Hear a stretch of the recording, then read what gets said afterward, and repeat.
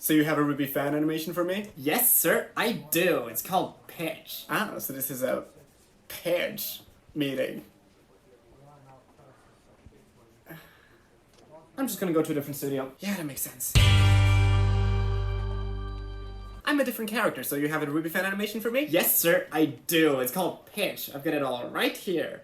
9 seasons, outlined, and ready to go. 9 seasons? Yeah, so in the first episode, Pitch is living in Atlas, and he's kinda... Wait. We can't just commit to 9 seasons of this. Who do you think we are? Freaking people with money? Let's just take it one thing at a time. But I've got a story. A story with 9 seasons. It's right here. You know, it's the story. You know, it's the story. Imagine I'm Netflix. Oh my God. So, what's the first trailer about? Right. Yeah. So we meet Pitch Palace, and it turns out that his parents died when he was a kid. So that means he's a very deep and interesting character. Dead parents? Really? Isn't that a little overplayed? Oh, that's not enough for you? Well, I guess I could make it even darker.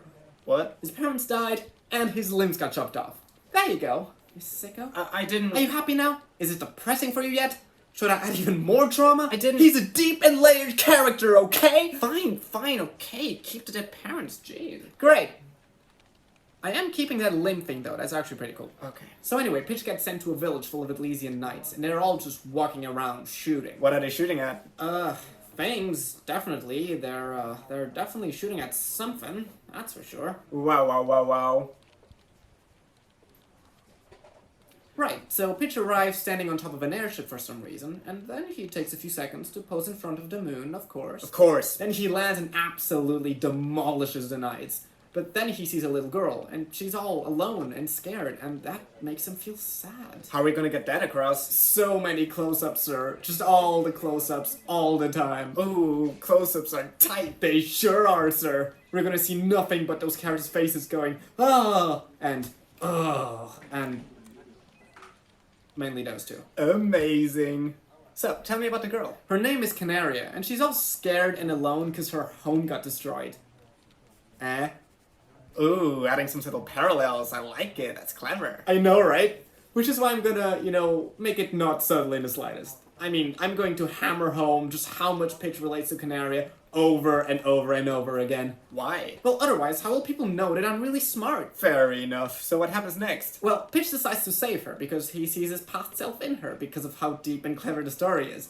But then there's like a squad of Elysian knights coming their way, and a freaking Elysian paladin land right behind them. Ooh boy, I imagine it's gonna be hard for Pitch to protect a girl while taking fire from both sides. Actually, yeah. He's gonna take a beating. And then he's gonna explode, and then we're in some weird half flashback thing. And then we're gonna reveal that actually Pitch wants to save Canaria because she reminds him his past self. Yeah.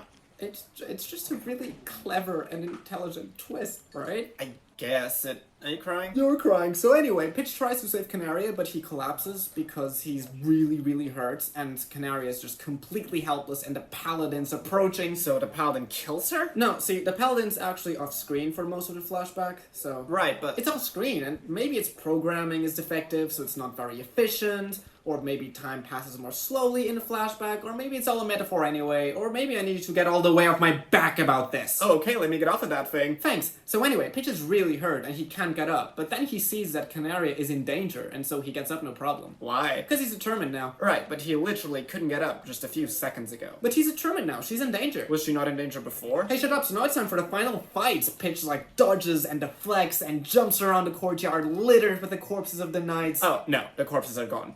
But that's where he was fighting them. He killed a bunch of them. Their corpses should be everywhere. Yeah, I just don't feel like adding those. That's work. So anyway, what happens next?